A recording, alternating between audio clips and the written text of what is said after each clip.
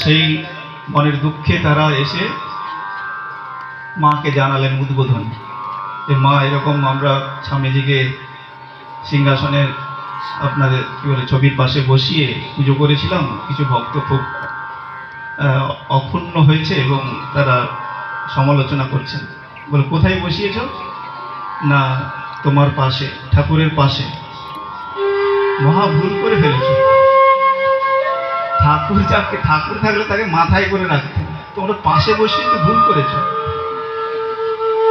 তো মা ওটা দিয়ে যেন সমাধান, সেই সমস্যার সমাধান করে দিল। যারা অক্ষুণ্ণ হয়েছিলেন বা যারা সমালোচনা করছিলেন, সেই দিন থেকে আর সমালোচনা বন্ধ করলেন এবং ঠাকুরের পাশে স্বামীজি বসে পুজো গ্রহণ করছেন এখন।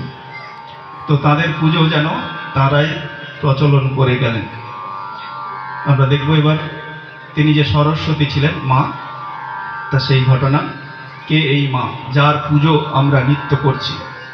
শ্রীরামকৃষ্ণদেব যেমন তার নিজের ইঙ্গিত, তার নিজের স্বরূপের ইঙ্গিত করেছেন, তেমনিভাবে তার লীলা সঙ্গিনীরও স্বরূপ উন্মোচন করে গেছেন জগতের কাছে। কি বলছেন?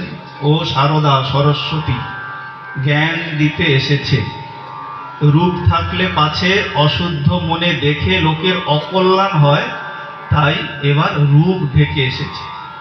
রূপ যদি থাকে তাকে দেখে অন্যের নজর পড়তে পারে, কুনজর পড়তে পারে, তাই তিনি অবগুণ্ঠনে নিজেকে ঢেকে রাখতেন এবং রূপ ঢেকে যেন এবার এই অবতারে তিনি এসেছেন, সে কথাই ঠাকুর নিজেই বলছেন।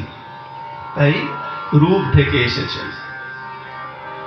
রূপ